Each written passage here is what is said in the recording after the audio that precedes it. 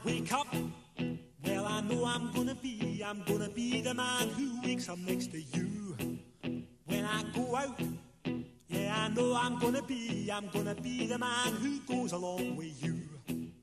If I get drunk, well, I know I'm gonna be the man who gets. Individu diaspora memang unik. Saya beruntung sekali bertemu seorang sosok individu yang saya temui kali ini. Dia orangnya sangat aspirasional.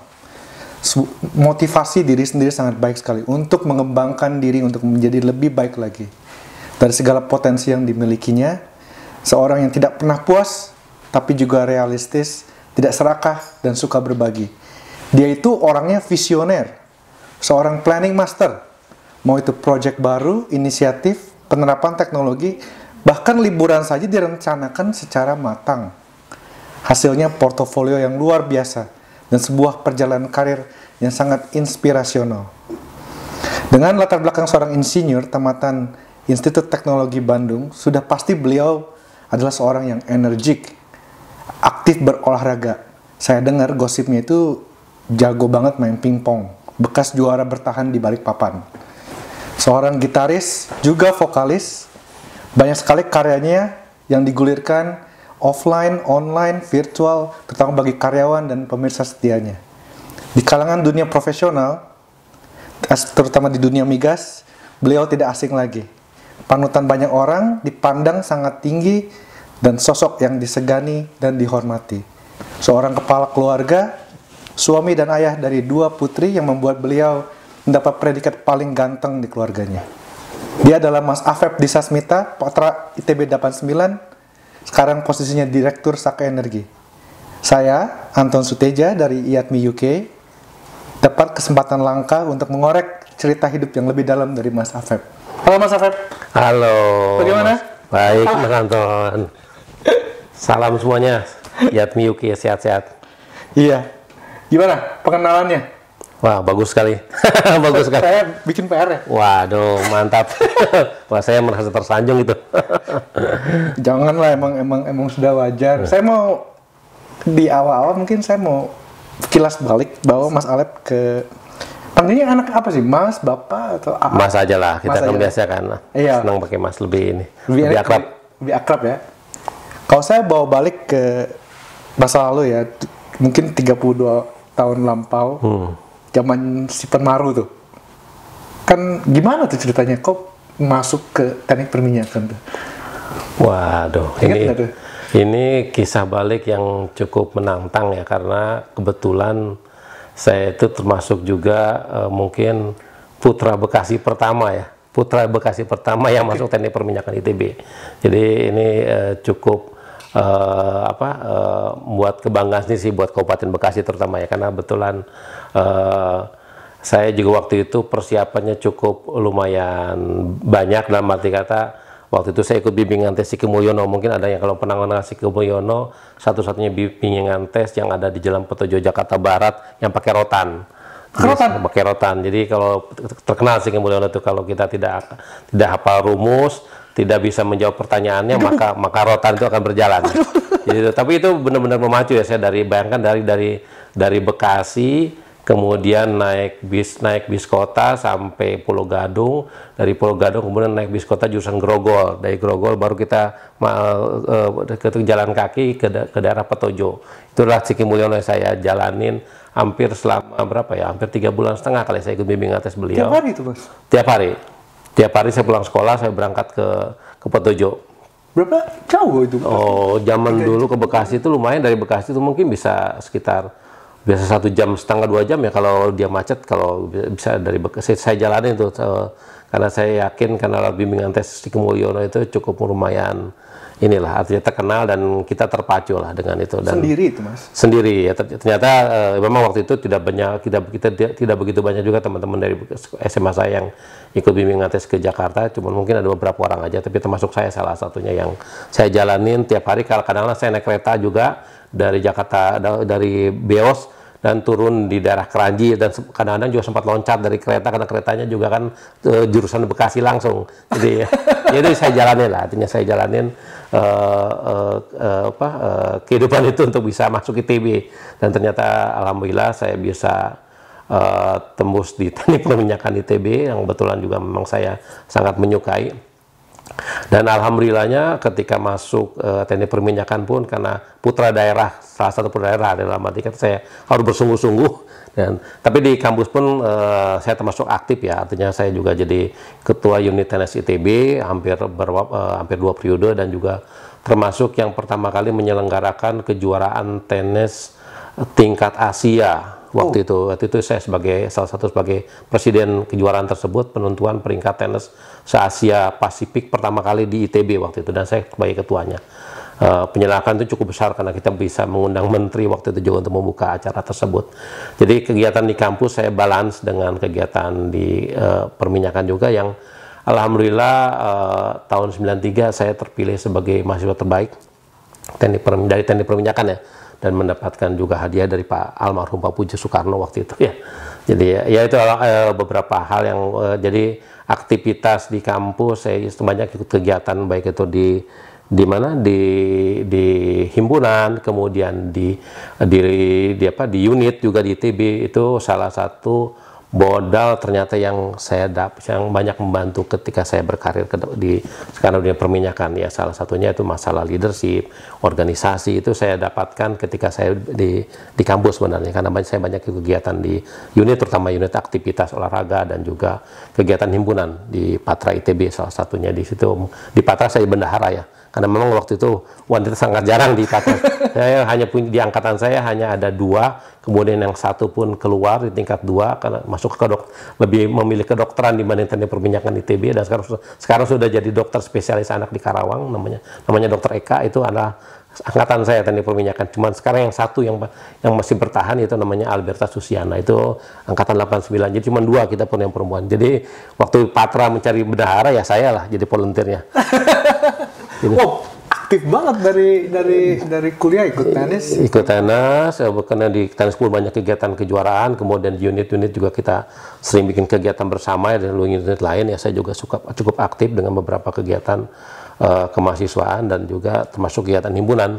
Himpunan juga cukup banyak ya, padat beberapa kegiatan. Patra kan banyak tuh, tiap tahun ada beberapa kegiatan, baik itu masalah simposium, seminar, kemudian beberapa kegiatan kemahasiswaan, termasuk ya panitia ospek juga kan, termasuk hal-hal yang rutin lah kita yang termasuk dia jadi panitia kuliah kerja itu, hal-hal itu mungkin yang saya alami dan saya jadi itu sebenarnya yang saya dapatkan untuk memberikan pendidikan keorganisasian secara langsung. Itulah yang saya jadi ketika masuk ke dalam dunia kerja pun, hal-hal yang saya pernah jalani waktu di kampus itu banyak membantu. Jadi dan itu pun karena saya senang berorganisasi dulu, itu ketika saya kerja kebetulan diterima di Total Indonesia. Jadi beberapa kegiatan eksternal pun saya jalanin di perusahaan tersebut ya, kan sebagai bagian daripada life balance. Oleh itu saya suka tenis meja, kemudian musik, itu pun bagian-bagian yang saya jadi. Saya pernah jadi ketua di Total itu, jadi ketua Orsosbud, organisasi sosial budaya, itu termasuk organisasi culture yang cukup besar di Total. Jadi tidak hanya memimpin orang-orang Indonesia nasional, juga ekspat juga. Jadi disitulah banyak beberapa kegiatan yang saya jalani. Dan di Kalimantan Timur pun kebetulan ya saya juga aktif di YATMI. Di waktu itu saya juga aktif di YATMI, megang bagian pendidikan dan teknologi. Ya, waktu itu ketuanya kebetulan dari Total, Mas Suarmoko jadi ketuanya. Dan sebetulnya Ronald Gunawan, saya bareng untuk Ronald Gunawan, dan saya sama-sama membuat YATMI Balikpapan waktu itu di Kalimantan Timur waktu itu lah ya. Dan itu terus berlanjut. Terakhir mungkin sebelum tahun 2016 di Total, waktu di Balikpapan saya dipercaya oleh teman-teman sebagai ketua YITB Kalimantan Timur. Di mana anggota saya ada sekitar 480 orang anak ITB, cukup banyak. Dan itu juga dan salah satu moto yang tadi Anda sebutkan itu hampir pas sebenarnya dengan masalah, karena waktu itu saya punya visi yang cukup gampang yang namanya AFEP. AFEP itu adalah misi saya sebagai ketua ITB, aspiratif, visioner, energik, profesional. Jadi tepat berarti saya. Ya, itu sebenarnya kata nama itu tetap jadi nama cukup baik sebagai bagian daripada ketika saya megang jabatan sebagai ketua IITB, kan cukup banyak kegiatannya karena waktu itu kita selain kita kekeluargaan juga harus bisa memberikan kontribusi sama masyarakat di sekitar Kalimantan Timur terutama ya, karena cukup banyak kita anggotanya ya yang kita jalankan dan cukup aktif sampai sekarang. Ketika saya bertinggalkan juga. Wah, saya nggak bisa berkata-kata lagi. Tapi yang saya menarik itu Mas Afef tuh bisa menyambungkan apa gunanya organisasi sekarang gitu kan. Tapi kalau di posisi Mas Afef waktu Mas Afef jadi mahasiswa, apakah udah berpikir demikian? Oh, saya harus masuk organisasi karena nanti bekalnya ke depan untuk saya, atau saya ikut tenis karena memang saya suka tenis. Saya ikut Patra karena anak perminyakan di situ. Awalnya motivasinya bagaimana tuh, Mas? Kalau motivasi awal sebenarnya adalah dari hobi. Karena saya hobi olahraga, saya jadi fashion saya juga suka tenis. Ya udah, saya masuk tenis dan ternyata orangnya asik. Orangnya asik, networknya asik. Ya udah, kemudian kegiatannya cukup challenging karena sekalian kita tiap 1 tahun itu cukup banyak kegiatan di Universitas ITB. Kemudian saya coba masukin beberapa kegiatan yang lebih out ITB. Dalam hal ini kita pertama kali yang bikin ide penentuan peringkat tenis, penentuan peringkat tenis mahasiswa se-Asia. Wah, itu pertama kali ITB yang se-Asia. Jadi kita mengundang dari petenis dari Thailand, dari Singapura, dari Hong Kong, dan selain Indonesia sendiri ya. Dan itu kita bisa mendapat, ya itu setelah itu kita senang juga mencari dana kan, namanya mahasiswa, mencari sponsor dan sebagainya, dan itu cukup menarik, betul. Dan itu tidak terasa bahwa itu sebenarnya saya dapat pendidikan secara skillnya dari beberapa skill yang saya dapatkan masalah organisasi, kemudian leadership itu dari situ. Nah, ketika sudah masuk ke karir profesional, lalu Mas Afef bilang tadi jadi ketua organisasi sosial dan budaya. Nah, kenapa mau tuh? Itu motivasinya mungkin sama kah? Karena mau main? Mungkin yang pertama juga kan itu kan melalui pemilihannya. Kemudian juga ada amanah. Ada amanah, mereka melihat figur saya cocok untuk bisa mendeliver yang namanya interkultural politik karena waktu itu total itu kan tidak hanya orang nasional, ada orang ekspat juga, gimana bisa menjembatani antara kegiatan ekspat, kegiatan nasional bisa bergabung. Itu saya waktu itu saya mau justru pada zaman saya sebagai pimpinan Orsat Putra kita coba gabung jadi satu, dan itu saya diapresiasi oleh pimpinan saya juga, orang bule juga, karena sebelumnya mereka pisah-pisah tuh, itu sesuatu yang tidak silo. Hanya kita membuat yang namanya intercultural fluidity. Jadi bagaimana kita bisa perbedaan culture, karena tidak hanya orang Prancis, ada orang Inggris, ada orang Nigeria, orang Angola yang ditugaskan di Balikpapan. Selain orang nasional, gimana mereka bisa membaur dalam satu wadah yang sama gitu ya. Jadi dan itu ternyata prinsip itu yang itu saya terus pegang, yang namanya mengembangkan suatu organisasi ataupun ikatan dengan perbedaan itu sebagai bagian dari opportunity, ya kan ya. Jadi itu pun saya bawa ketika saya ditugaskan di UK, itu benar-benar challenging. Jadi ketika saya mendapat amanah untuk menjadi sebagai offshore installation manager di North Island Platform di UK. Kemudian saya harus mengikuti yang namanya tes kompetensi OPITO ya, OIM Assessment, dan saya lulus. Dan waktu itu saya cukup surprising ketika mendengarkan asesor saya yang mengakses saya di UK ketika sebelum saya mendapat sertifikat sebagai OIM di North Island Platform. Saya adalah orang Asia pertama. Dia bilang yang mendapat sertifikat kompeten sebagai OIM di North Sea. Dan ternyata cukup challenging ya, karena bisa dibayangkan. Yang paling challenging adalah saya jadi orang nomor 1 di platform, sementara anak buah saya 300 orang adalah orang-orang dari Scotland, orang Scotland, which is bahasa Inggrisnya juga nggak begitu jelas, itu saya paham. Bahasa Scotland. Jadi yang paling menarik saya itu, yang paling menarik saya suka sharing adalah bahwa saya pertama kali datang tuh saya bawa tape recorder. Direkam dulu? Direkam. Jadi meeting pertama saya rekam.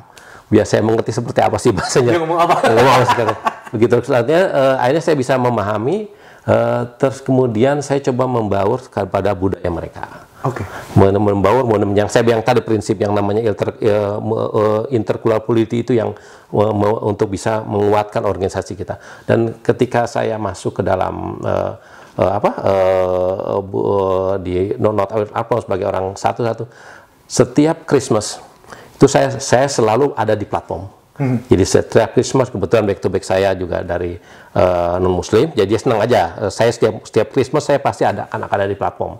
Jadi saya men-serve mereka ketika mereka merayakan Natal. Baik itu pada saat Christmas saya bernyanyi, karena saya suka nyanyi dan mereka sangat appreciate. Ada baru satu-satunya orang kepala lapangan menghibur mereka dengan saya bermain gitar dan bermain keyboard. Kebetulan keyboard saya beli waktu saya di platform, saya beli dan saya bernyanyi untuk mereka ketika mereka dan itu cukup menyentuh buat mereka. Dan yang paling membuat ini saya sharing bukan membuat ini, tapi sharing ini menarik ya. Pada waktu itu yang namanya teknologi video conference itu sangat jarang. Jadi yang satu-satunya punya alat untuk video conference tahun 2007 ketika saya di Not Alten, cuman kantor YM, mana saya bisa kontak dari secara video ke kantor Alten. Nggak ada yang namanya sekarang ada WhatsApp, belum ada. Jadi nggak ada wifi, dan pada 2 kali Natal itu saya ngebicara sama semua orang yang ada di Alten Platform, silahkan pakai kantor saya dan datanglah keluarganya ke kantor Alten, say Merry Christmas pada keluarganya pakai kantor saya. Jadi mereka gantian keluarga dan itu cukup buat mereka cukup menyentuh. Jadi artinya karena mereka jauh dari keluarga pada saat karena di Scotland yang namanya Natal itu benar-benar sangat berkeluarga ini atau family dan itu mereka sangat hingga sampai sekarang itu setiap Natal tahun baru itu pasti orang-orang di Alten itu berikan message kepada saya. Jadi artinya mereka masih teringat ketika saya bikin kebijakan boleh pakai kantornya saya untuk melakukan video conference, just hello Merry Christmas tuh keluarganya. Jadi keluarganya datang itu bonding seperti itu yang saya bilang tadi, saya lebih ke arah family approach kemudian dalam hal organisasi dengan perbedaan itu dan saya selalu pendekatannya ke keluarga. Jadi itulah mungkin yang mereka sangat berkesan ketika saya jadi orang satu-satunya di Not Alten Platform. Dan ketika yang menarik aja satu lagi mungkin saya share, ketika saya puasa Ramadan, saya satu-satunya orang di platform yang menjalankan puasa. Saya satu-satunya orang di platform yang menjalankan puasa pada saat itu, dan semua mereka kaget karena kita mulai jam 3 waktu itu kan waktu musim dingin ya, jam 3 kita udah sahur, kemudian buka pun jam 10 malam ya kita. Dan mereka cukup surprising ketika saya begitu panjang saya menjalankan puasa dengan semua aturan cukup ketat. Dan ketika mereka tanya kuat, saya bilang Anda pun semua berpuasa, saya bilang. Semua kaget. Anda pun menjalankan puasa, saya bilang. Anda pun saya salut pada Anda. Kenapa? Anda ingat, saya bilang, ketika Anda mau naik platform itu pasti 3 hari Anda nggak boleh minum kan? Oh iya betul, kita nggak boleh minum. Karena kalau ketahuan ketika tes kencing ketahuan ada alkohol itu kan nggak boleh naik platform. Ya kan ya? Mereka pasti puasa, tidak akan kebar. Mereka tahan 2 minggu tidak kebar di platform. Belum kalau cuaca buruk, bisa 3 minggu, bisa 4 minggu. Bisa bayangkan Anda tidak kepikiran kan yang sudah biasa minum kebar, Anda tidak akan, oh iya benar-benar kita puasa juga. Itu sama-sama kita bisa. Itulah sama-sama Anda menahan diri dari itu. Jadi Anda juga puasa, saya juga puasa. Jadi menurutnya prinsip itu kita coba. Tapi kebersamaan cukup baik, dan kebetulan juga cook saya juga ada cukup baik juga dalam men-preserve saya untuk saya menjalankan ibadah puasa. Nah, saya kira kehidupan ketika saya di sana, saya merasa Alten is my family. Second home dan yang mungkin yang paling berkesan itu sampai sekarang adalah saya men-celebrate Christmas itu di platform hampir 2-3 kali ya. Dan pada saat itu memang selalu cuaca buruk. Bisa setiap akhir Desember sudah dibayangkan seperti kemarin ya. Di platform itu pada saat Desember itu udah pasti anginnya itu antara 60-70 knot. Kemudian ketinggian ombak itu antara 20-23 meter. Jadi bisa dibayangkan dalam kondisi cuaca yang cukup gelap dan gitu, dan belum pada saat musim dingin dengan es yang cukup tebal ya, artinya itu cukup challenging. Dan kehidupan kemudian perjalanan dari Aberdeen ke platform kan bisa 2 jam sendiri dengan helikopter 20 Super Puma ataupun C225 yang sama-sama pakai pakaian dry suit semua, dengan perjalanan cukup panjang. Dan jadi saya pengalaman Tias, kalau anak saya kalau nonton yang namanya Deepwater Horizon dia nangis. Kenapa? Karena dia nginget bapaknya kalau dia nganterin saya ke DICE, DICE kemudian naik helikopter. Itu saya jalanin selama saya di Aberdeen ini. Tapi artinya tidak hanya di Aberdeen ya, saya mendapatkan challenging masalah cultural itu tidak hanya di luar negeri, karena saya pernah ditempatkan di Prancis, pernah ditempatkan di UK, ini cukup challenging karena di North Sea, kemudian pernah juga kerja di Italia, di Azerbaijan. Cuman yang menarik lagi ketika saya juga di Indonesia sendiri, ketika saya ditempatkan di Papua. Di Papua. Itu pun menarik sendiri masalah gimana how we manage culture ya, karena berbeda gimana kita bisa. Gimana itu di Kepala Burung? Waktu itu saya jadi ditugas sebagai district manager total West Papua. Jadi kebetulan itu waktu itu kita akan menjalankan pengeboran satu sumur eksplorasi, tepatnya di daerah Swabor. Swabor itu di daerah Sorong Selatan, Teminabuan. Jadi jalan dari Sorong ke Sorong Selatan itu hampir sekitar 120 km dengan 70-60% jalannya masih tanah dan batu. Jadi dari Sorong itu masih aspal, setelah itu akan berubah jalannya. Itu kalau pada musim hujan mungkin bisa 5-6 jam, tapi kalau bagus bisa 4 jam sampai ke Sorong Selatan. Dan dari Sorong Selatan itu masih naik perahu lagi 2 jam ke lokasi pengeboran kita. Yang cukup challenging adalah gimana kita bisa menerima budaya mereka untuk bisa diintegrasikan ke dalam operation kita. Sama orang-orang lokal. Jadi yang terpenting yang saya menarik adalah bagaimana saya melakukan mapping terhadap suku-suku yang ada di daerah operasi. Jadi setelah saya melakukan mapping sosietal budaya di sana, saya mengerti ternyata hanya 2 suku yang ada di operasi pemboran kita, suku Yabanirigo dan suku Bira. 2 suku itu tidak boleh bersatu. Jadi dalam pekerjaan pun saya pakai suku Bira. Nggak bersatu. Kalau bersatu perang. Mereka musuhan? Bukan musuhan. Disitulah uniknya di Papua. Jadi seminggu suku Yabanirigo, seminggu suku Bira. Dan kebetulan saya merekrut 1 orang yang namanya liaison officer, supaya saya bisa menyampaikan message ke tim saya, ke tim orang-orang Papua. Kebetulan ibunya orang Bira, bapaknya orang Yabanirigo. Jadi dia bisa bisa diterima di 2 suku. Tapi dia selalu dalam pekerjaan seminggu untuk site clearing itu orang Yabanirigo, minggu depan orang Bira, dan itu nggak boleh disatuin itu. Tapi alhamdulillah, seluruh kegiatan itu saya jalani dengan respek budaya Papua. Mulai dari bakar batu, kemudian lempar piring, kemudian ritual gelar tikar adat, kemudian ada juga yang salah satu suku motong kepala buaya untuk melakukan pemboran, kita ikutin. Tapi alhamdulillah itu sampai selesai pengeboran tidak ada yang namanya rek saya itu dipalang, rek saya itu dikuasain, di stop, itu nggak ada. Karena saya minta waktu itu tidak boleh kontraktor beli makanan atau bawa makanan dari Sorong, mereka harus beli dari masyarakat. Jadi benar-benar terjadi multi efek daripada operation kita. Jadi mereka jual ikan yang masih segar-segar ya untuk bisa dimakan oleh tim yang ada di drilling.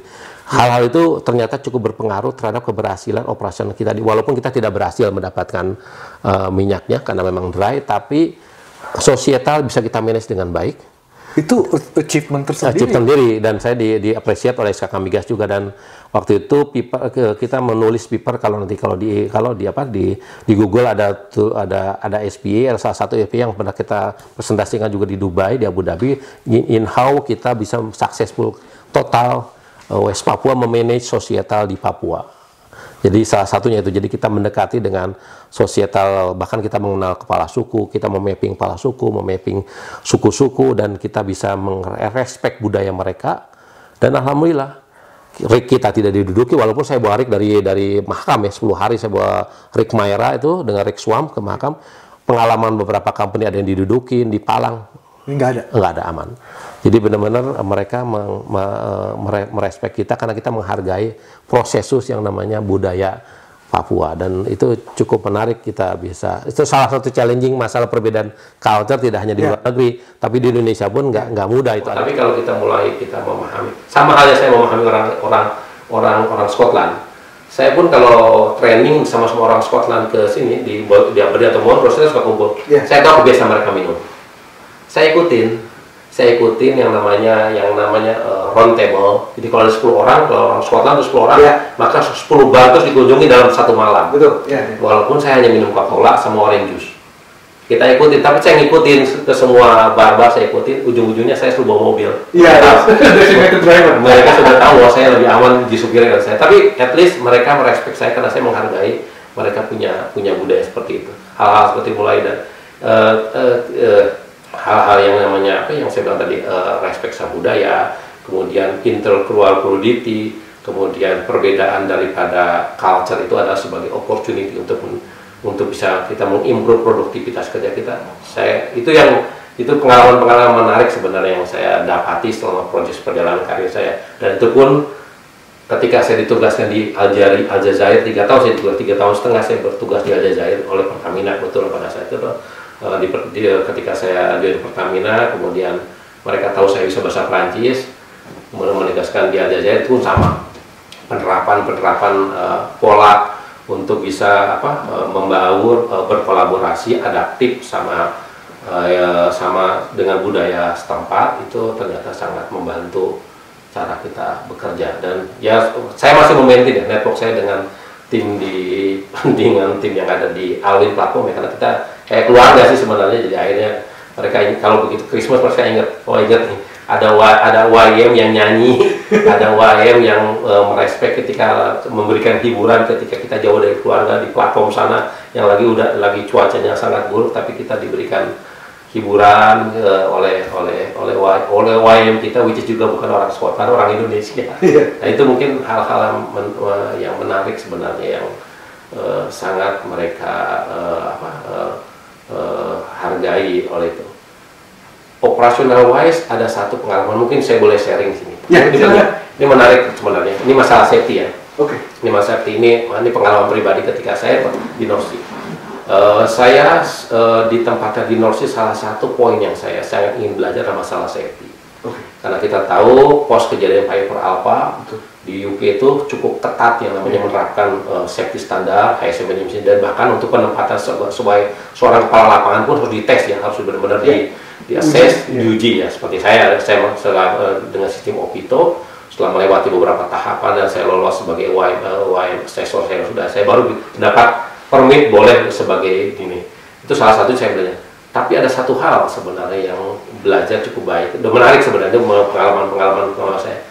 Ketika beberapa mungkin beberapa minggu setelah ketika saya sudah ditempatkan di Alwyn platform, ada satu kejadian di mana salah satu supervisor kontraktor ya, itu kebetulan ada public maintenance yang sedang melakukan pengecetan daripada fireproofing daripada ini kan pakai scaffolding cukup tinggi ya. Nah itu si supervisor kontraktor itu naik ke atas untuk mengecek pekerjaan anak buahnya itu tidak memakai safety harness. Di atas ketinggian. Nah itu saya dilaporkan oleh safety supervisor saya dan dia langsung menyetop orang itu lihat dia turun, diingatkan ini nggak boleh, ini ketinggian walaupun ada pun ngecek sebenarnya. Orang itu mengerti, I understood, itu orang asli Scotland ya, orang supervisor tersebut. Kemudian di sore hari itu kan begitu lagi, dan saya mendengar laporan itu saya nggak ngambil satu kata lagi. Sore ada helikopter, orang ini saya minta pulangkan ke Aberdeen, cabut semua hak-haknya sebagai supervisor otoritas untuk pekerjaan, cabut dan suruh pulang. Apa yang terjadi? Rumor di tim bottom floor pada saat itu kan saya baru ya di workforce kan cukup kuat kalau mereka punya namanya safety representative ya. Mereka mengatakan ini ada orang Asia pimpinan kita mengusir orang Scotland. Nah, itu sempat rumor itu. Iya. Saya dengar itu, oke, baik. Tapi saya tegas ketika saya keluarkan itu, saya lapor ke kantor kota sini. Saya bilang saya mengeluarkan orang ini dan saya disupport oleh kantor pusat di sini. Saya bilang, oh bagus, saya setuju dengan tindakan Anda. Saya bilang saya nggak ingin budaya culture ini jadi jelek. Saya bilang, dan itu udah benar. Jadi saya putuskan untuk saya usir orang itu, saya pulangkan. Jangan optional. Dan yang beredar di sekitar itu sampai ke operation itu sempat di bagian adalah bahwa ada orang pimpinan kita orang Asia ya mengusir orang Scotland. Oke. Akhirnya paginya saya kumpulkan, semua saya kumpulkan. Dan satu hal yang saya katakan, satu hal itu menarik. Itu ini menjadi way saya sangat diterima baik oleh mereka dan mereka sangat respect saya adalah ketika saya katakan. Do you know why I accepted to become OIM at Platform North Sea? Because I'm going to learn about high standard HSE system in the North Sea. But when I saw this incident yesterday, I'm very disappointed. I'm really disappointed with this culture, with this color safety of this guy. Saya bilang, of this guy. Saya tidak mengatakan itu adalah safety-nya, saya bilang. Nggak general, spesifik. But if you accept this culture safety of this guy, I'm going to out by this afternoon by the last flight, and I'm very disappointed of this standard HSE, which is I'm very proud to join with this platform to become OIM. Saya bilang itu. Nanti saya akan pulang, saya bilang. Tapi saya kecewa sama sekali dengan kalau Anda menerima di situ adalah this is the high standard, this is the safety culture of the North Sea, saya bilang. Itu semua terdiam. Besoknya semua minta maaf dan semua merespek apa yang saya katakan. Dan artinya saya cuma mengatakan silakan. Saya clean point, saya bilang kalau if you accept this kind of this culture, saya bilang I'm going home. I'm going home and I'm very disappointed. Dan test case seperti itu ternyata itu selama saya di platform Alwin itu mereka sangat respect sama saya. Artinya mereka ternyata mereka paham bahwa ketegasan saya beralasan. Dan mereka juga tersentuh ketika saya bilang bahwa saya North Sea itu yang satu safety standar tinggi. Picture bagi semua oil company di dunia. Tapi kalau kalian ini menerima sih, if you accept this kind of the culture, I'm very disappointed. Dan I'm ready to go home by this afternoon flight. Saya hanya ngomong gitu. Dan semua siang semua minta maaf dan semua respect. Dan semua mengharapkan dan semua sangat dan mereka sangat appreciate apa yang saya. Jadi rumor di bawah itu tertutup dengan saya coba kasih test case nih. Kalau nggak tes saya akan pulang, saya pulang, saya bilang. Tapi saya catat, saya bilang, ini saya sangat kecewa, saya bilang dengan dan itu ternyata membawa apa istilahnya shock effect. Itu shock effect buat tim juga dan akhirnya ya mereka menerima kita dengan artinya mereka menghargai kita juga walaupun kita orang Asia satu-satunya orang Asia kita memimpin orang-orang Scotland yang 300 orang dari platform dan itu cukup dan setelah itu cukup way-nya cukup enak dan mereka sangat merespek kita. Ya salah satunya memang kita perlu mengambil suatu tindakan yang tegas dan kita juga memberikan ketegasan dengan alasan. Itu salah satu pengalaman pengalaman leadership, saya bilang leadership experience in how kita coba dealing. Saya mau korek sedikit ya, Ini menarik dari sisi seorang Mas Afef. Pasti punya perasaan dong. Waktu digosipin gitu, itu rasanya gimana sih Mas? Udah gitu kan kalau zaman sekarang tuh apalagi yang namanya mahasiswa atau zaman cyberbullying banyak sekali gosip. Nah, orang kerja juga digosipin. Itu mungkin satu hal yang mungkin saya nggak katakan, tapi itu salah satu pendidikan kita di OS. Di ospek? Ya. Karena kalau di ospek itu sebenarnya kita mensimulasikan dua hal. Bagaimana kita jadi pimpinan, bagaimana kita jadi pimpinan. Tapi di situ diuji memang. Kita diuji, terus terang kita diuji. Saya juga diuji. Baik, saya berpikir. Tapi artinya saya tidak shock. saya tidak down, tapi saya langsung ambil suatu sikap yang saya kira ini sikap yang benar, yang tegas artinya, dan ternyata itu memberikan hal yang positif. Jadi ya itu sebenarnya inilah ada sisa-sisanya. Ada sisa-sisanya ya? Ya. Untung sempat di ospek dulu. Oh, iya. Nah kalau ini kan Mas Afef ngerasain sendiri gitu langsung kan. Kalau misalnya mau menjelaskan ini kepada orang-orang yang mungkin di ospeknya nggak sekeras kita dulu waktu kuliah, mau ngajarin mental kamu tuh harus siap, ini bakal terjadi perubahan budaya seperti ini. Ya. Itu bagaimana tuh jelasnya? Kan Mas Afef waktu jadi pemimpin nggak semua dikerjain Mas Afef kan, harus masuk ke satu level di bawah Mas Afef, lalu anak buah yang kerjain kan.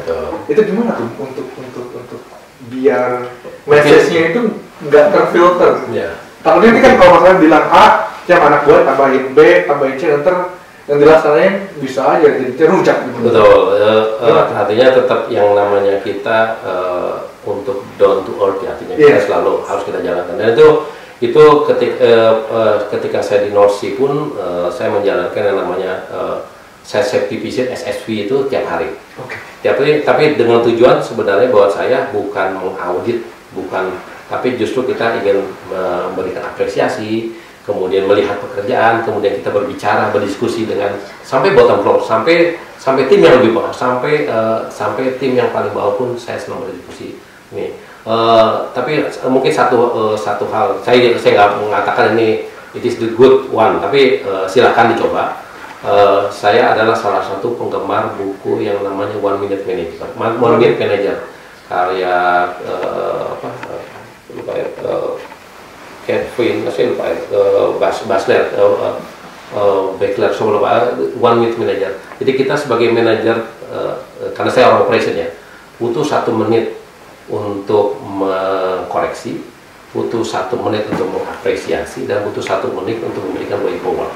Jadi artinya 1 menit untuk mengkoreksi, 1 menit untuk memberikan apresiasi kalau dia bagus, pujian, kemudian 1 menit kita coba way forward ke depan lu ngapain? Future.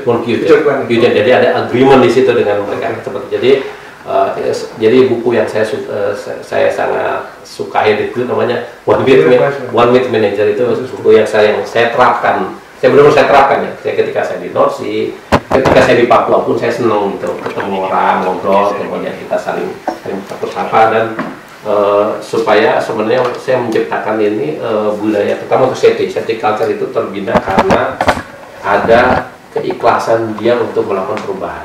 Jadi kalau kita menegur mereka dengan baik, kemudian mereka menyadari bahwa what could be wrong bagi dia, ternyata dia sadar bahwa, kemudian kita berkomitmen gitu kan Oke, saya ngerti kalau gitu bahwa apa yang saya lakukan adalah salah dan tapi kalau mereka benar pun saya apresiasi dan saya berikan apresiasi lagi, tapi tidak perlu lama-lama sebenarnya. Tapi dengan apresiasi itu tidak perlu ada hadiah, tapi dengan apresiasi pekerja itu ternyata lebih baik, menyentuh pada mereka. Jadi itu mungkin hal-hal yang ya itu artinya itulah mungkin menarik sekali ya.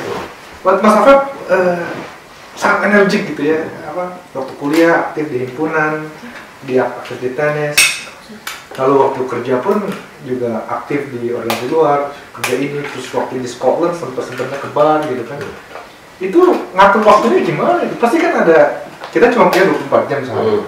Sementara identitas Mas Afef kan bukan hanya sebagai individu yang kerja terus kan, ada Mas Afef sebagai orang tua, sebagai pemusik tuh gimana bagi waktunya, terus apakah cara memilihnya bagaimana? Pasti ada penyesalan atau bagaimana? Ya itu balik lagi sebenarnya ya, managing itu kita juga perlu kerjasama ya. Saya harus kerjasama baik dengan istri saya terutama ya.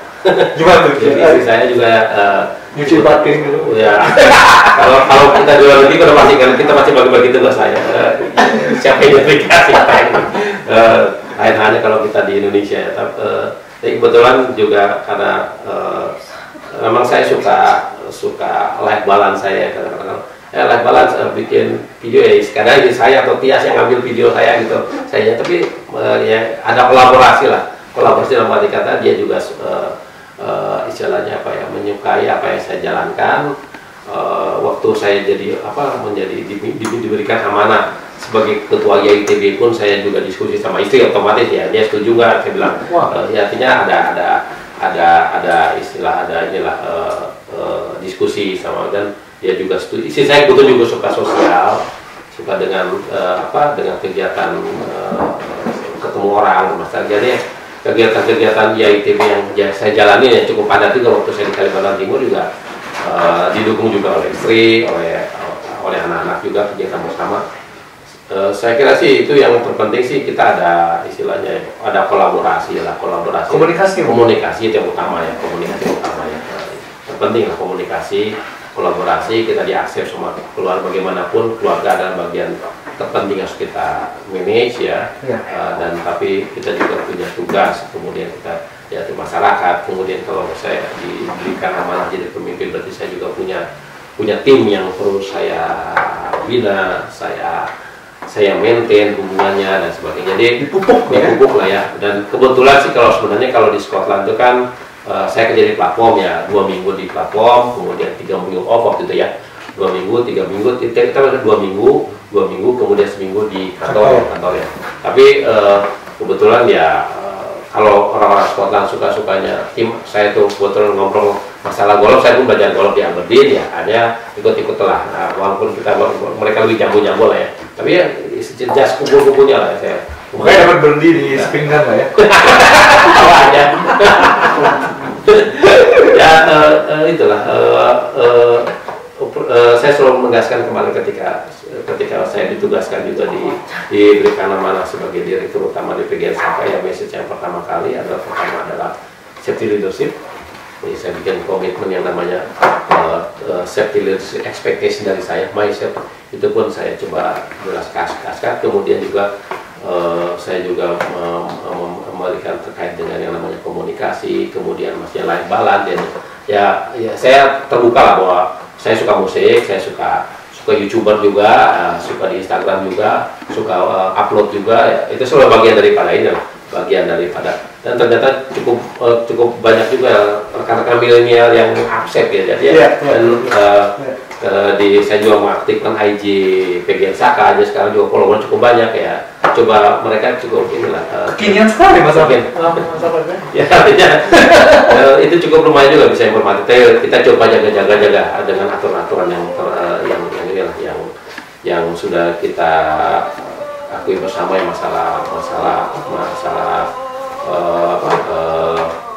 tata kelola, kemudian juga etika dalam bisnis dan sebagainya, etika dalam melakukan sosial media pun kita coba kita jalankan dengan baik, mereka juga menjaga, dan itu yang cukup cukup menarik dan mereka jadi semangat gitu ya. Ya baik lagi pada APEP tadi ya, APEP aspiratif, visioner, energik, profesional. Dari tadi Mas Afef tuh bilang orang lain, terus dia bikin orang lain merasakan gimana apa yang Mas Afef lakukan. Kalau buat Mas Afef sendiri setelah melakukan itu semua, gimana rasanya?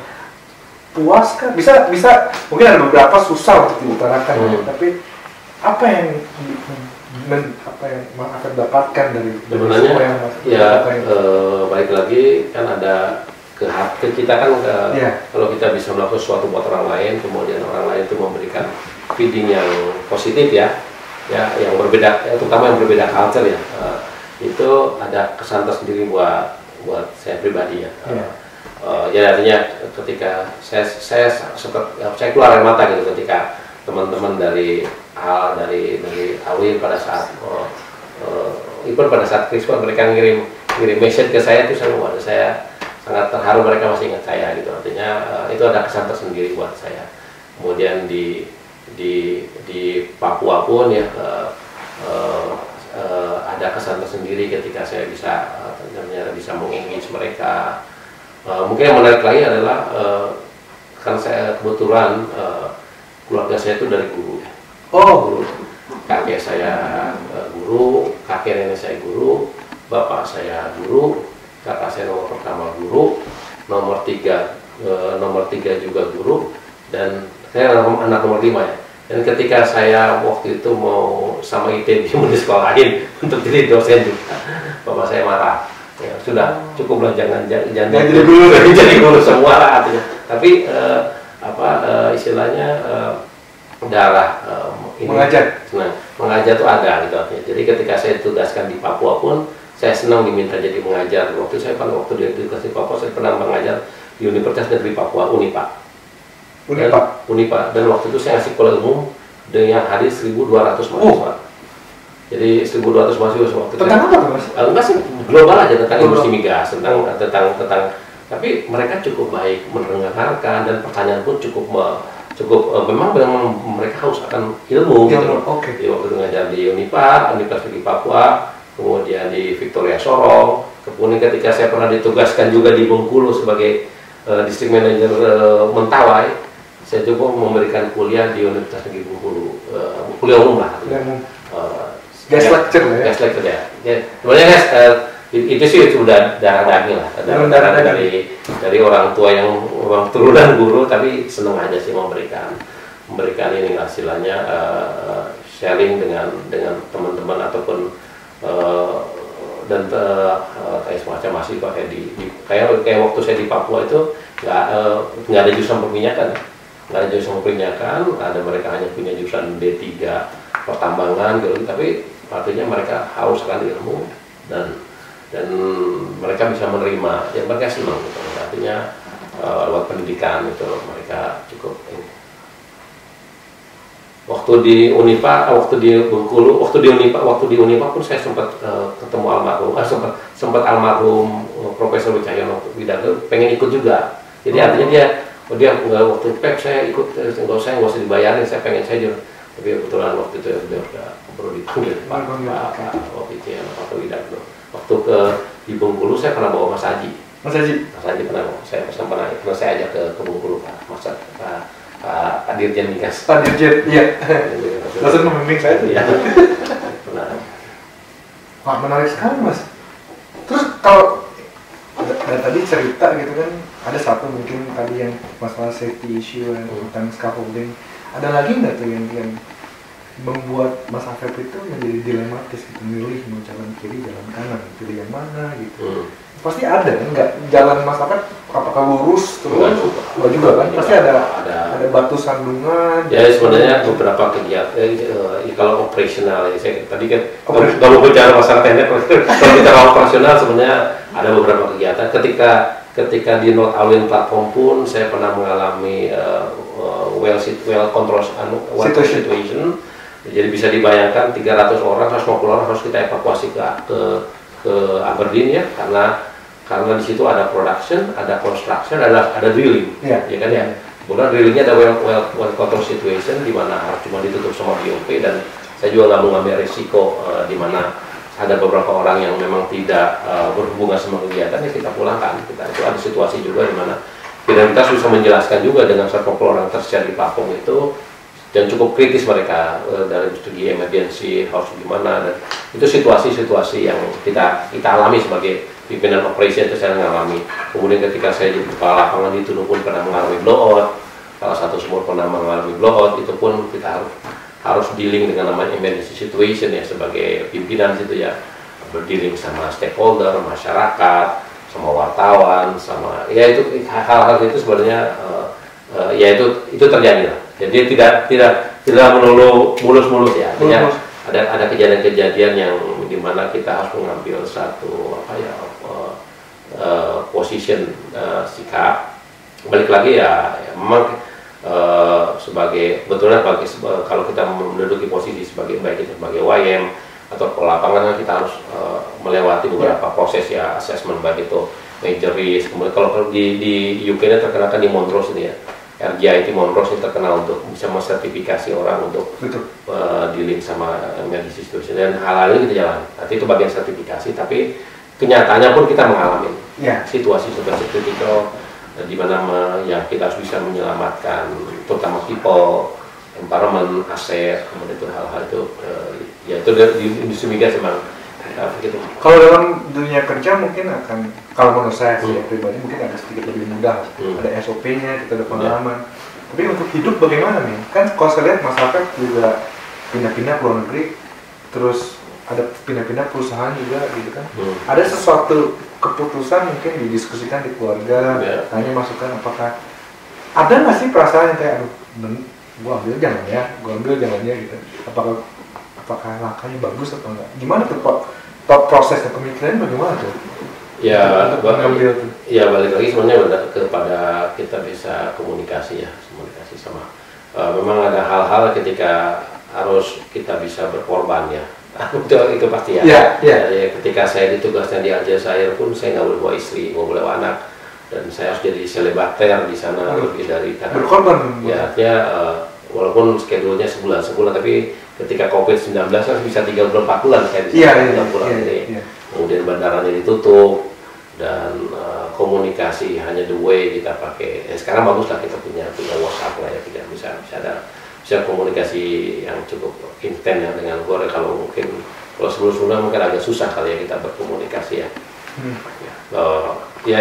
Itulah artinya sebenarnya utama yang terdapat kita komunikasi ya sama keluarga kita perlu, dan dalam mengambil keputusan pun sama ya, kita juga perlu ada diskusi dengan supaya kita juga apa yang kita ambil juga kita juga harus bisa melihat dari beberapa sisi ya. Keputusan itu memang harus kita ambil ya, walaupun ada suatu keputusan pun kita nggak ada pilihan lain. Ya, karena misalnya kalau sebagai pegawai BUMN kan kita harus menerima ya amanah ya. Kalau ya ketika saya selesai tugas waktu itu saya di total pun sama. Ketika saya menyelesaikan international assignment selesai di Paris, kemudian saya akan dikirim ke Balikpapan, ternyata pimpinan minta, kamu nggak ke Balikpapan, kamu ke Papua, kan kita mau juga nggak mungkin nolak ya. Tapi yang terpenting buat saya dimanapun ditempatkan adalah challenge, dan opportunity kita juga untuk bisa belajar, dan juga opportunity saya juga untuk mengimprove kemampuan saya juga. Artinya bagi saya tempat di mana saja adalah tempat untuk belajar. Saya di tempatnya di Algeria, saya belajar budaya Algeria, saya belajar memahami bagaimana kita bisa memberikan value creation di sana untuk company. Ditempatkan di Papua seperti ini, ditempatkan di Nosip, ditempatkan mengerjakan proyek di Itali, di Temparo saya juga enggak, yang di daerah Basilicata pun nggak gampang juga gitu. Artinya beberapa penempatan itu memperkaya kita ya untuk untuk bisa menambah experience, penambahan pengalaman. Ya sekarang pun kalaupun sekarang saya udah nggak keluar negeri lagi, kita bisa mungkin diminta untuk memanage perusahaan nasional yang saya jalanin dengan pengalaman yang sudah saya dapatkan sebelumnya. Itu mungkin jadi bagian tersendiri untuk bisa kita memberikan kontribusi terhadap perusahaan yang kita jalankan sekarang. Mungkin tantangannya beda, bentuk problematiknya juga beda, ya itulah mungkin bagian daripada tetap harus belajar. Dan ini pertanyaan saya selanjutnya lebih ke tadi ngomongin masa lalu, dilema, kesuksesan, tadi ngomongin tantangan dan kesempatan. Saya mau tanya opini sekarang untuk masa depan. Nah ini Migas Indonesia masa depan bagaimana? Ini udah bicara panjang. Ya simpel aja lah. Saya ambil gini ya. Ini menurut saya kita tuh sekarang semakin dalam, semakin asam, more sour. Terus drilling marginnya semakin narrow juga kan. Lalu tantangannya itu semakin besar, nggak cuma technical aja, geopolitik juga. Dan yang paling hot sekarang kan baru-baru ini yang dari COP26 harus bersih, harus clean gitu kan. Ini kita tuh sebagai manusia terlalu optimis atau masuk akal dari pandangan masyarakat bagaimana? Apakah saya paham sebenarnya apa yang secara worldwide pengen harapkan, ujungnya dikaitkan sama global warming lah. Gimana kita bisa menjaga planet ini tetap ramah, kemudian tetap juga kita jaga despite kita mengeksploitasi sumber daya mineral kita ya. Kita harus balance ya. Betul. Tapi ya ke depan memang ya sebenarnya kalau saya lihatnya masing-masing negara kan sudah memutuskan lah ya, entah itu Indonesia di 2060, ada yang 2050 untuk zero emission. Tapi mungkin masing-masing negara kan punya the way roadmap sendiri ya untuk mencapai tersebut ya. Jadi itu mungkin yang perlu perlu ditelah lebih baik lebih dalam lagi ya. Sementara kita di Indonesia kan punya target juga ya. Di 2030 kita ingin 1 juta barrel oil per day, kemudian kita juga ingin gas 12 BCF per day. Jadi ada target-target yang harus dicapai. Untuk mencapai itu pun kita harus, selain kita memanage baseline kita, ada peningkatan eksplorasi, kemudian juga ada EOR untuk mencapai itulah, artinya dan kemudian juga ada target masalah menjaga balancing terhadap climate. Jadi memang cukup challenging dan proses transisi itu mungkin yang harus di. Sementara kan kita di Indonesia kan transisi kita kan memang ke arah clean energy ya. Clean energy gas semuanya, cuman infrastruktur kan belum terbangun semua ya. Artinya kita punya potensi untuk bisa mengalur gas, tapi mungkin infrastruktur belum. Jadi itu pun kita ke arah clean energinya sudah ya, artinya transisi itu memang perlu kita jalan. Mau cukup challenging. Samping itu juga masalah aturan kan ya. Kemudian aturan masalah policy itu pun yang memang harus di dalam ini ya. Kalau harus di dalam satu poin yang sama lah, artinya SDM, keuangan, kemudian target pemerintah dan sebagainya, kemudian menuju kita untuk cukup panjang gitu ya untuk bisa clean energy. Itu merupakan tantangan sih kalau saya sih. Jadi itu kan kalau saya lihat itu seperti business case-nya, the biggest why. Saya mau ambil satu elemen sumber daya manusia. Menurut Mas Afef nih, gimana nih nyiptain Afef baru nih? Gimana nih? Apa yang penting untuk melihat ke depan seperti itu? Kita tuh perlu individu seperti apa sih yang cocok, yang bisa Afef tadi harus aspirasional, visioner, punya energi luar biasa dan profesional. Itu empat penting itu benar tuh kalian semua Jos. Empat penting itu penting. Jadi ya bukan berarti nama saya jadi inspiratif, tapi ternyata itu penting energi gitu.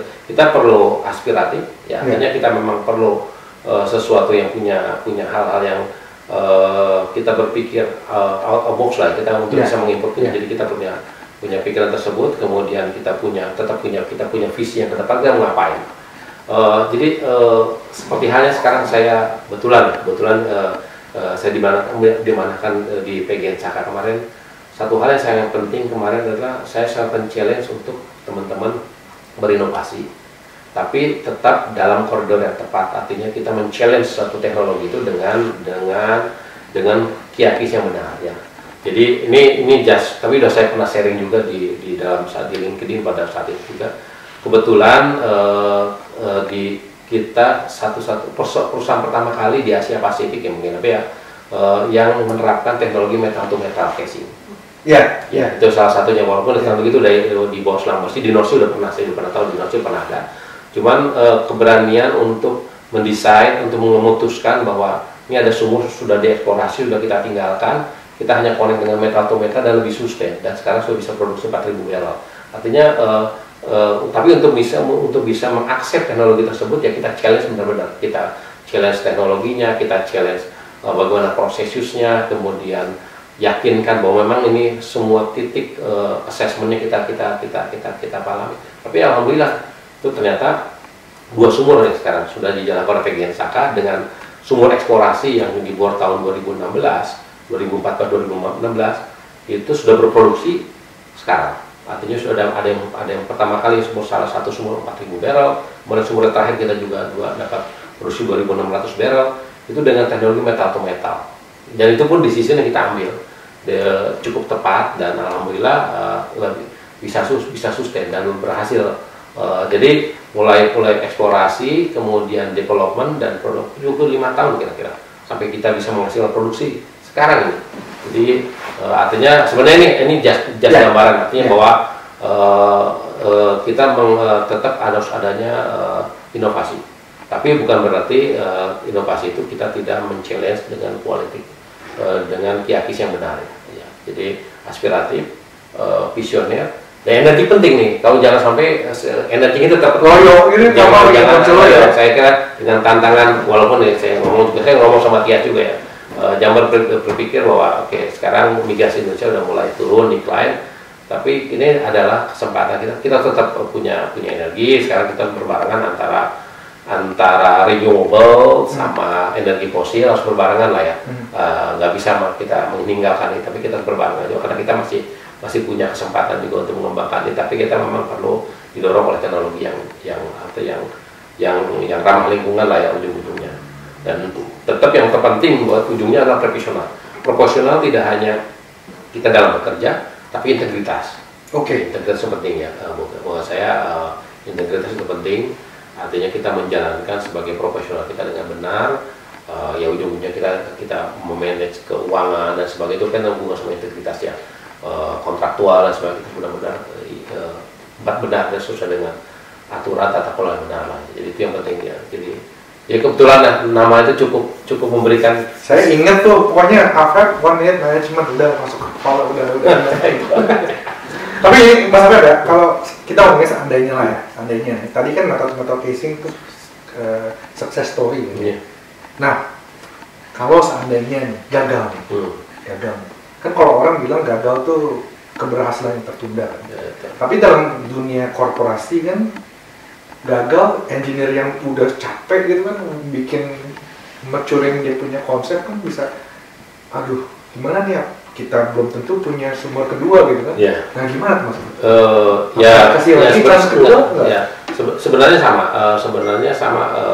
Kita pun melakukan pengeboran pun kita ada juga yang sukses, ada pun yang nggak begitu sukses ya. Tetap yang namanya postmortem, saya selalu itu lesson learn itu tetap kita jalankan ya. Artinya kita tetap harus ada lesson learn, postmortem kita lihat, kita perbaiki apa yang kita perlu kita improve ya. Artinya ya kita juga jangan jatuh di kesalahan yang kedua ya, itu yang tetap yang namanya kita kalau zaman total dulu, saya pakai istilah total dulunya kita namanya REX, return experience. Jadi atau sebenarnya kalau ada teman-teman yang sukses atau teman-teman yang menggagal, kita harus sharing sebenarnya. Sharing sehingga kita bisa belajar kegagalan ataupun kesuksesan. Learning from experience. Learning from kalau di total kitanya disebutnya REX lah. Jadi semua orang punya jatah harus membuat REX ya, baik itu orang project, orang operation, orang study pun membuat REX supaya bisa di-sharing seluruh worldwide ya, total pada saat itu ya, supaya kita bisa belajar ya. Dan itu cukup baik sih menurut saya artinya. Dan itu sebenarnya budaya juga sih yang perlu kita terapkan terus lah ya. Kalau di BUMN kita punya namanya akhlak yang mungkin pernah dengar akhlak loh BUMN. Karena di Pertamina karena berdampak tidak hanya di Pertamina, di Bank Mandiri, BNI semua mereka semua karena BUMN.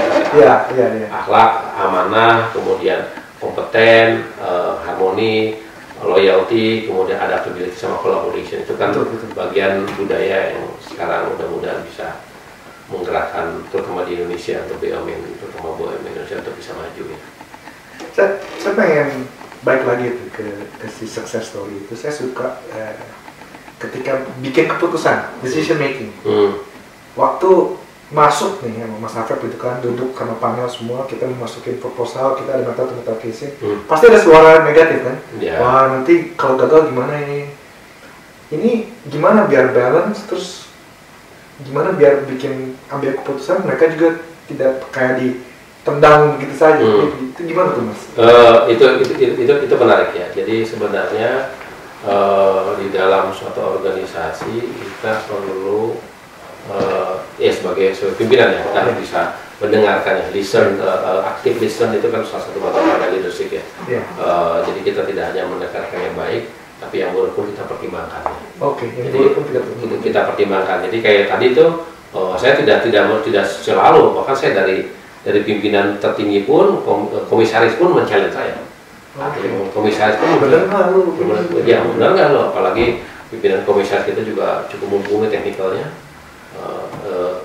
Dia juga men-challenge kita. Jadi ya itu menurut saya itu bagian daripada istilahnya hal yang positif. Ya kan ya, itu yang menerima kritikan sebagai hal yang positif, memperkaya ini kita, sistem kita yang nanti kita terjemahkan dalam bentuk risk assessment kah, dalam bentuk quality control yang lebih ketat kah, kemudian di review kita mungkin lebih kita kuatkan lagi, tidak hanya yang kita mengundang internal, kita mengundang orang eksternal juga sebagai external eyes untuk mengecek kita. Hal-hal seperti itu saya kira bagian yang baik. Bagian yang harus dilakukan.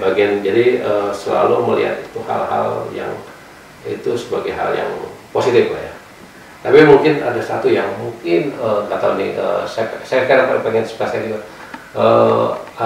Kalau kita bicara otak ya, ya kan otak ya. Ada otak kiri, ada otak yang paling bawah. Itu otak yang paling bawah itu sebenarnya kadang-kadang orang tuh cuma lewat doang. Saya pernah sedikit pernah belajar sama psikolog lah ya, itu cuma lewat aja. Tapi ternyata kalau istilahnya apa ya, hal yang penting itu hanya dilewat saja. Kadang-kadang kita tidak menganggap pendapat itu tidak disimpan di dalam ini. Oh, nggak direkord itu sebenarnya itulah sebenarnya yang perlu kita latih. Oke. Saya dulu pernah ikut training yang namanya itu cuma menarik, suatu training di mana yang waktu itu di organisasi sama total perusahaan saya grupnya, itu dia mengundang pimpinan orkestra, dia mengundang pimpinan teater. Itu training masalah technical dan safety ya. Tapi yang diundang orang-orang di luar gitu. Apa maksudnya? Ternyata mereka maksudnya bagaimana kita melatih otak yang di sini itu untuk melihat sesuatu yang sebenarnya hal yang istilahnya belum penting sekarang, tapi sebenarnya nanti akan jadi hal yang sangat penting. Oh, itu ternyata dilatih dari orang non teknikal. Jadi contohnya kalau orang pembuat film yang benar gitu ya, kita diputarkan film ya, dia coba lihat film tersebut, dia bilang ternyata di dalam film tersebut kita nggak melihat ada hal-hal penting yang entah itu posisi figura atau ternyata secara teknisnya nggak penting. Kita nggak melihat itu, tapi ternyata bagi orang yang mengerti itu, oh kenapa posisinya seperti itu, kursinya digeser ke kanan atau kiri. Itu ternyata hal-hal yang penting itu yang selama ini dilupakan, ternyata ada jadi hal yang sangat bermanfaat. Tapi itu sebenarnya apa istilahnya ya, lupa saya nama training, tapi menarik waktu saya ikut training itu menarik. Ada ternyata yang dilatih, yang datang itu bukan orang-orang detektif, yang pimpinan orkestra, pimpinan teater, sutradara. Ikut training itu justru memberikan sebagai instrukturnya gitu. Ternyata itu dipraktekkan di lapangan. Kalau kita lapangan sebagai seorang, baik itu sebagai operation manager atau ternyata kalau kita ada hal yang istilahnya apa ya, less signal istilahnya ya, istilahnya training itu judul trainingnya less signal istilahnya, less signal. Jadi artinya signal-signal yang lemah itu sebenarnya kalau ternyata ada yang mengingatkan, bisa masalah keselamatan dan sebagainya. Mungkin kalau kita bilang ini nggak penting kita. Tapi ternyata kalau dilatih signal itu kita bisa simpan di sini. Ternyata nanti kita pikir ini ternyata yang less signal itu yang sangat berbahaya, harus kita siapkan sebelumnya. Itu non teknis yang kita suka tuh yang gitu-gitu ya, non teknis gitu. Tapi ya saya tadi cerita itulah, cerita ketika istri saya dioperasi pakai robotik itu ternyata ada teknik pengeboran ternyata. Iya. Ada teknik pengeboran itu ternyata di dalam dunia medik ya, menarik ya. Ini asik sekali ya, ini lama banget nih, udah baik banget belajar ini 1 menit manajemen. Masih ingat nggak Jos? AVEP itu aja lo ingat. Nah, kedepannya gimana ya Mas Afif nih? Oke, udahlah kita jangan ngomongin kerjaan lagi lah ya. Udah banyak banget kerjaan. Ini ngomongin kedepannya nih, nanti YouTube gimana nih? Nyanyi terus atau gimana nih? Ya, kalau itu tetap kita jalankan. Oke, asik. Makanya teman-teman kadang-kadang nunggu album barunya mana album barunya. Iya, saya sekarang udah ini subscribe, saya udah subscribe. Ya, itu ya hal yang ini ya, hal yang apa ya, ringan sih sebenarnya. Ketika teman-teman lagi keadaan kemarin di waktu di Algeria waktu lagi shutdown cukup complicated di gurun Sahara yang nowhere ya. Kemudian saya kebetulan lagi off di Jakarta, kemudian saya nyanyi di YouTube, ada message di situ sama saya, message untuk memberikan semangat teman-teman aja. Dan itu dibuka semua sama teman-teman di Aljazair juga sama. Nah, sama kemarin ketika teman-teman lagi melakukan kegiatan di daerah Gersik Pangkal, saya memberikan lagunya di Kempot dan saya kasih message-nya juga. Jadi ya ringan gratis dan free dan itu memberikan semangat buat teman-teman. Jadi betul-betul dipikirkan ya, lagunya apa juga dikirim. Ya, dipikirkan apa sih sebenarnya. Apa message-nya? Message-nya yang pas untuk mereka gitu loh. Oh ya udah, mereka senang lagu-lagu. Oh ya udah, nanti kita cari lagu-lagu yang senang-senang, kemudian kita kasih message yang pengen belajar nih dia, belajar kayak gini bisa semangat gitu. Itu gimana carinya mas? Apa emang udah mendarah daging dari dulu gitu kan? Nggak, kalau mendarah daging ini ya senang sih sebenarnya, itu hobi aja kan, jadi passion, jadi hobi ya. Di Balikpapan pun lagi zaman mau Sumpah Pemuda, lagu apa nih, kita nyanyi lagu yang bertematik merah putih. Kita lagi bulan Ramadan kita cari lagu bimbo lah. Bimbo. Jadi itu ya downtown managementnya begitu, kalau dari pelarian dari stres kerja, itu pasti kayak musik. Kebetulan kan lagi online, kita online itu. Zamannya virtual ini mungkin di samping saya ada gitar, ada elektron juga. Kalau saya ini tinggal main. Ya itu refreshing itu lah. Jadi ya sama yang saya kata tadi, melatih balance antara otak kiri dan otak kanan. Salah satunya kan musik dengan technical yang kita coba. Itu harus selalu kalau kita terlalu ke arah kanan juga malah nggak bagus ya. Iya. Kita coba balance dengan hal-hal yang kita buat kita happy lah ya. Life balance lah. itu life balance menurut Mas Afif. Ya, itu life balance menurut saya. Jadi saya selalu waktu bicara ke tim juga di employee saya kasih masalah life balance, saya coba ketengahkan dan mereka juga masih tidak hanya musik ya, mungkin olahraga juga bagian dari life balance. Nah, olahraga walaupun cuma jalan kaki aja. Kemarin kita bikin inisiatif yang namanya Mager Saka. Mager tuh mari bergerak. Mari bergerak. Jadi Mager pada bergerak, ya mereka jalan kaki ya terserah mau jalan kaki atau pokoknya daripada malas bergerak tapi jadi mager tuh mari bergerak. Jadi dilombain gitu? Dilombain, kita kasih aja. Kita kasih aja. Jadi inilah teman-teman senang ya. Yang rumahnya di apartemen pasti menang dong, soalnya kan tengah-tengah. Bisa aja, saya kan cuma tinggal update di Strava aja. Di Strava di update kemudian di ini. Apa ya? Menurut saya apa ya? Kita itu hidup, ada orang bilang hidup untuk kerja atau kerja untuk hidup. Kalau menurut saya kita harus menikmati semuanya gitu. Itu bagian dari punya hidup. Betul. Jadi banyak sekali orang tuh kadang-kadang di kerjaan yang saya lihat tuh terlalu pribadi lah. Misalnya kan saya di bagian drilling misalnya, ada dua konsep, mau A atau B, bisa sampai debat kusir gitu. Padahal belum tentu yang kamu percaya itu betul, belum tentu yang dia percaya betul secara teknis. Apalagi setelah digabungkan sama komersial, geopolitik, lokasi juga kan ngebor bisa dari darat atau dari laut, dibandingkan semuanya kan, dan keputusan bersama biasanya lebih baik. Tapi kadang-kadang ada satu dua orang yang pengen banget gitu kan, dia merasa kok gitu sih ngambil keputusannya, ini gue udah kerja capek-capek gitu kan. Dan itu ya sayang aja gitu orang seperti itu sih. Masalahnya pasti banyak gitu kan. Ya kebetulan di pengalaman 26 ya, sudah 20 tahun kerja ya di oil and gas ya, menemukan ya semua katanya ya kebetulan menemukan beberapa ya karakter, kemudian kepribadian yang berbeda-beda gitu ya. Memang saya lebih ke arah leadership saya, artinya lebih ke arah family approach ya, itu yang saya selalu tekankan. combine juga dengan tadi yang prinsip one minute management dan sebagainya. Ya, so far sih mungkin yang saya jalankan untuk teman-teman di operation saya kira bermanfaat ya. Karena bagaimanapun kalau kita bekerja apalagi di lapangan yang begitu cukup heterogen ya, dari A sampai B, kemudian juga kita belum tentu semua punya kompetensi yang sama, ya, gimana kita bisa merangkul mereka menjadi satu tim yang kuat, itu yang mungkin yang perlu kita selalu apa ya istilahnya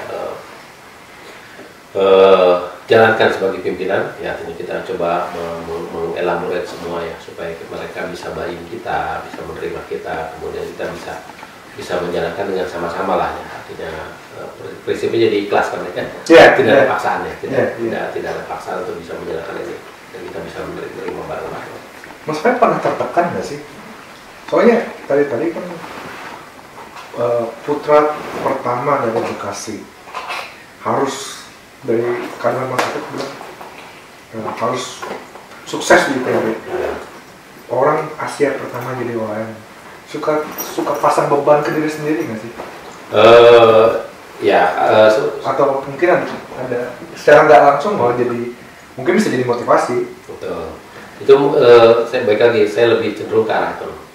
Jadi saya katakan mungkin saya selalu dimanapun saya tempatkan itu adalah challenge. Ya, challenge itu jadi opportunity. Ya, yang berbeda budaya pun itu pun adalah opportunity, challenge untuk bisa membuat hal jadi positif. Jadi ya, perasaan tertekan ya udah pasti kita akan mengalami ya, stressing kita pasti mengalami lah, situasi di mana kita juga dapat pusing untuk ini ya,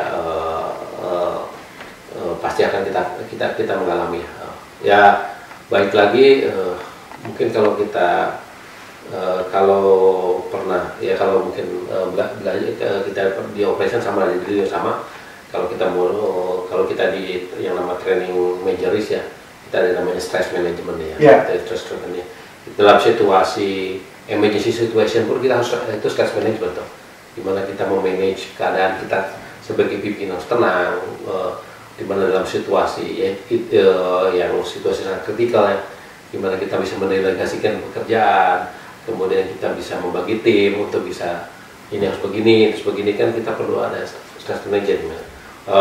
Kejadian blowout yang waktu saya jalani di Indonesia pun itu kan tidak sehari selesai. Itu itu cukup stressing ya, artinya tidak hanya stressing dari segi internal teknikal, kan eksternalnya cukup keras juga kan, stakeholder lah ya, yang itu kan cukup ramai kan, baik itu wartawan, baik itu pemimpin. Dari eksternal, internal, atas, bawah. Iya, itu cukup ini. Memang stress management nggak mudah, saya alami nggak mudah. Tapi memang itu bagian daripada pembelajaran, kemudian juga bagaimana kita bisa men-sharing stres kita ya. Jadi kita juga jangan memegang sendiri, saya setuju. Kita bisa ya, dengan membagi sharing ya. Ternyata alhamdulillah bisa. Artinya itu ya pengalaman saya, kita bisa sharing stres dengan tim, tapi tim sama-sama kita memessage bahwa ini kita satu tim yang sama, perahu kita sama, mari kita bersama-sama. Itu mungkin tidak selalu sesuatu reward itu dengan bentuk fisik, tapi dengan perkataan itu penting. Reward itu dengan perkataan. Ketika saya bilang tadi, saya suka yang namanya safety visit ya, kalau di lapangan kita hanya say you done very well done job, just appreciate seperti itu, goes a long way. Artinya mereka memberi ada perasaan, oh iya berarti saya diapresiasi ya, apalagi langsung dari OM gitu ya, hal seperti apresiasi. Hal kecil pun intinya waktu saya di North Sea pun saya pernah bilang, anak-anak yang anak-anaknya banyak yang di Preston Bernard rumahnya ya, coba kita bikin lomba nih anak-anak yang di SD-nya, saya bilang anak-anak SD terus bikin lomba. Waktu itu saya ingat waktu itu saya kasih hadiah waktu itu, bikin lomba membuat kartun ataupun gambaran pesan safety dari anak. Jadi saya ingat sekali itu. Bisa mau curi boleh nih? Silakan. Ini dan anak-anak SD di daerah Preserver sama Peter Head waktu itu bikin perlombaan. Anak-anak mereka kita kumpulkan, bawa ke platform. Wah ini yang waktu ada 3-4 yang bagus kita tempel ke bingkai di platform.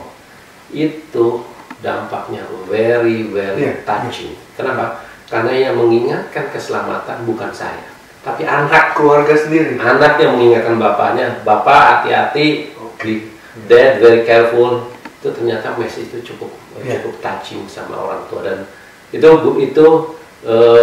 pengalaman saya di NOS itu saya bawa ke Indonesia itu, dan sekarang mereka ngikutin teman-teman jadi bikin it very simple how to improve the safety culture dengan melibatkan keluarga, anak-anak terutama, dan itu very touching, very touching. Anak mengingatkan orang tua itu very touching.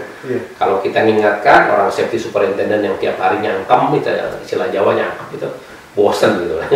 Tapi kalau anak mengingatkan bapaknya, kita tempel di platform, kita tempel pakai lukisan menarik, apa dikasih warna ya, mengingatkan. Saya tempel di kantor saya tempel di board di restoran dengan bingkai yang sangat bagus, dan kita apresiasi, kita kasih hadiah anak tersebut. Yang lukisan kita tempel juara, tapi semua kita kasih sih, tapi yang juara kita bikin lagi, dan itu lebih touching. Message-nya lebih berdampak. Betul ya. Makanya. Waduh, ini saya mesti. Boleh ya? Saya silakan. Saya bawa nih ke kantor nih. Ya, itu betul sih. Kalau saya belajar, kalau kita kasih pesan keselamatan itu, kalau cuman kurang lebih 4-5% aja dampaknya. Tapi kalau kita pernah terlibat dalam suatu kecelakaan yang sesuatu yang dekat dengan kita, ada kru langsung, ada keluarga, kayak misalnya orang tabrakan dan kasih belt, itu bakal ingat. Dampaknya bisa 10 kali lebih kuat gitu kan. Jadi pesan itu ya saya paham gitu, bisa berdampak yang kuat sekali. Kalau ini kita bisa ngobrol panjang-panjang. Kalau di waktu ini juga pengalaman juga ketika saya ditugaskan di Indonesia, di Kalimantan Timur, itu kan beda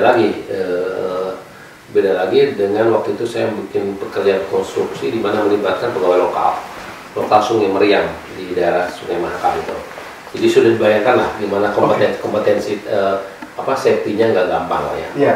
Tapi kita harus mereka dengan pekerjaan kasar, baik itu filling tanah, kemudian membantu wasis, itu cukup banyak, 400 orang kita dari lokal, ada 400 orang dari daerah Sungai Mariam. Kalau kita buat safety standar pada saat itu anomali itu mungkin tiap hari kita ada anomali, salah ini salah dia. Sewaktu itu berpikir apa ya sebenarnya message-nya supaya bisa masuk ke mereka. Ternyata nyangkem itu nggak cukup. Nyangkem safety talk itu kan bisa nggak gampang. Ternyata untuk mereka menarik juga ya. Jadi bukan dari saya, tapi ada ide waktu itu dari tim saya. Pak, kita bikin foto aja, foto apa? Ini yang bagus, ini yang benar, yang salah. Itu mereka jalan. Stop yang namanya adanya anomali, adanya near misses. Itu kita cuma pasang foto enggak foto besar ya.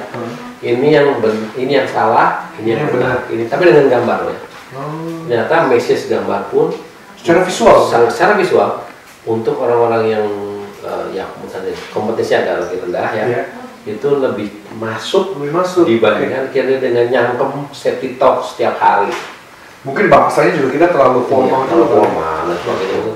Itu masuk kuping kanan, kalau kiri. Jadi begitu kasih gambar, ini fotonya loh yang salahnya udah masuk. Jadi artinya ya itu sebaik lagi cara berkomunikasi ya.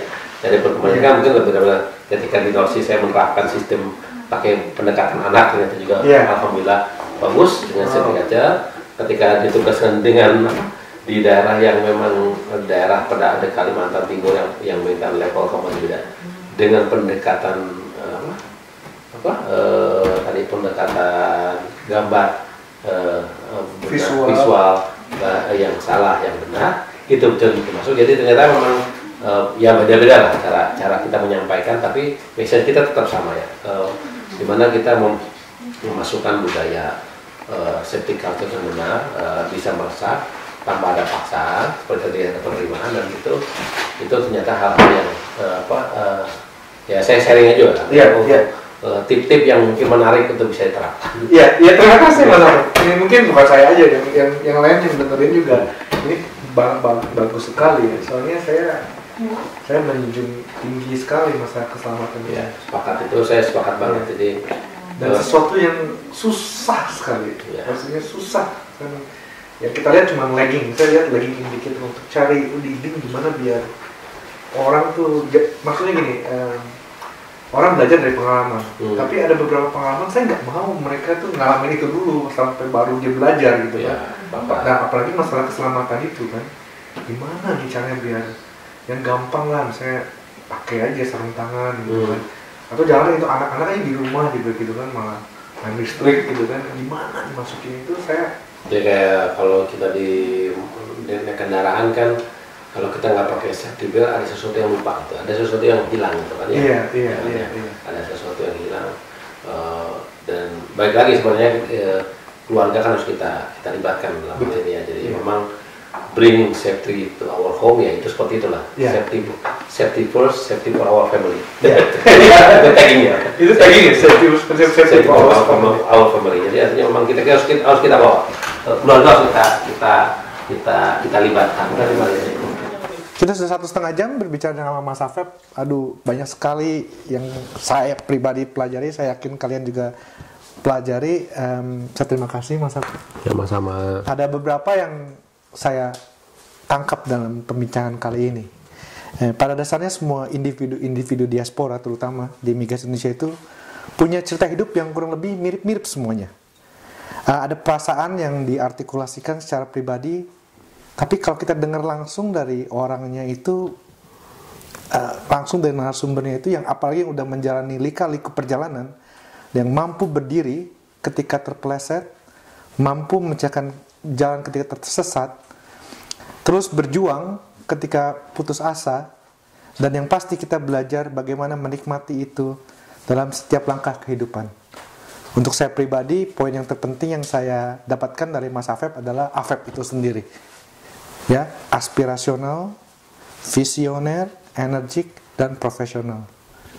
How to do it is 1 minute management. 1 menit refleksi, 1 menit untuk memuji, dan 1 menit untuk berpikir apa langkah yang akan saya ambil. Karena kepemimpinan dan teknik komunikasi itu sebuah evolusi, sebuah melting pot dari semua pengalaman hidup, baik profesional dan juga pribadi. Semoga sobat-sobat IAPMI semua, dimanapun Anda berada, pengetahuan, inspirasi, dan motivasi Anda semua terbarukan. Demi Tuhan, bangsa, dan amal bater. Salam Norspirasi. Terima kasih.